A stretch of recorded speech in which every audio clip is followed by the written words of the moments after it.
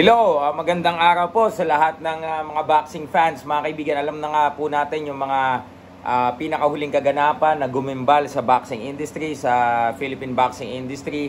Mga kaibigan, kami lang po dito sa aming community, sa TTFY community, mulit-muli po mga kaibigan, amin pong napatunayan na kami po ay hindi kailanman maglalabas ng fake news. Ano man po ang aming sinabi, biyan po ay base sa mga dokumentong aming natatanggap, at kung ano man po ang aking sasabihin or ina-announce, ang TTFY community po ay updated sa kung ano man ang aking sasabihin. Actually, sabay-sabay po kaming nakakita ng dokumento, magkakasabay po kaming nagbibigay ng aming mga pananaw sa kung ano mga updates ang aming pong mga makukuha. Ngayon, bigyan naman natin ng comparison dun sa ilang mga grupo na ang hilig magpalaganap ng peking balita, mismong mga taong naniniwala sa kanila,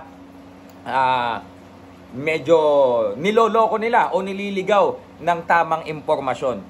Kung kayo po ay talagang nakanood kagabi nung live ni Pau, ang inyong lingkod po ay pumasok, pwede nyo pong balikan yan, yung kagabing live ni Pau, yung 5 hours na live niya mga kaibigan, kung saan meron pong mga fanboy na umaaktong na insider na daw sa kanilang team, na ang kanya pang tawag sa kanyang sarili ay yung sa amin naman, or yung ang pinaglalaban naman namin, although mga outsider naman ng boxing, at bumaba sila mga kaalaman sa kung sino man ang nagpi-feed sa kanila ng info. In short, hearsay. Okay? Unang-una, sila po ay naghahamon ng dokumentadong pustahan. Okay, nung una, pustahan daw. Papatudayan daw nila na nasa US yung boxer na pinagtatanggol nila. Okay? And then, bigla pong pumasok itong asawa ng WBC champion, mga kaibigan. Hindi ko napapangalanan. Kilala nyo naman yan. And then, when I asked her that question, because alam ko naman kung sino yung mga wala talagang alam sa may alam. So, I know that she knows na alam din namin kung anong real score. So, tinanong po natin ang asawa ng WBC champion, and kung ang former WBO champion ba ay nasa US, and then she stated na nasa UK pa and wanted to have time with his friends. Bahala na po kayo kung maniniwala kayo doon. But kami po, Monday last week pa lang, alam na po namin kung ano man ang kung ang masaklap na sinapit sa pagpara sa kanya ng UK immigration, prohibiting them to board the plane. Alam po nating lahat yan. Alam ng community namin yan Monday pa lang last week. Ngayon, ano po ang ibig kong sabihin dito? Mag-ingat po tayo sa mga grupong ating pinapakinggan, lalo na yung mga nagtatago sa pangalan ng kung sino, para kunyari kahit papano ay may legitimacy.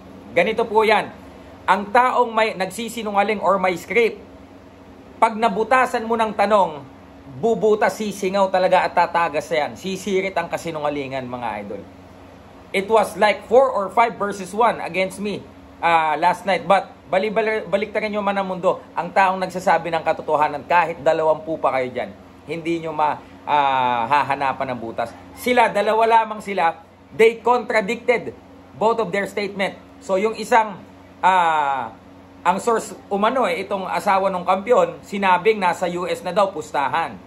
Yung isa naman na mas may alam, na sinabi natin or tinanong natin kung nasaan talaga, ang sinabi niya, nandito pa sa UK. Nandun pa sa UK and wanted to have more time with his friends. See? Hindi well coordinated ang script nila. Hindi nakapag-meeting ng maayos. Hindi coordinated sa kanilang mga GC. Ganyan po kaibahan ng mga nagme-made up ng stories ng script sa mga taong kung ano yung talagang aktual na nangyayari, bato agad sa GC namin. And all of our community members are updated properly. Okay? Yan po ang aming disiplina sa aming community.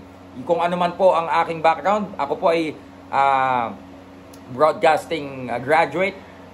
Ang practice po namin, before you release any information, make sure that you have reliable source. Make sure that it is confirmed already. Okay? Yun lamang po mga idol. Just for you guys to be aware na mag-ingat po tayo sa napakaraming naglipana na mga huwad na tao na nagpapanggap na meron silang kaalamang hiram lamang naman o kaya naririnig lamang naman nila. Never po nating nakasalamuha sa lehitimong industriya ng boxing. Yun lamang po mga kaibigan, Silver Voice TV.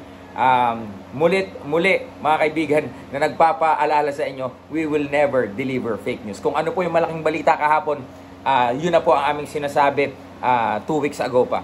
So maraming salamat sa lahat po ng naniwala, sa lahat naman ng nasasaktan ngayon. Alam namin yan, magdesisyon kayo para sa tama. Yun lang. Peace.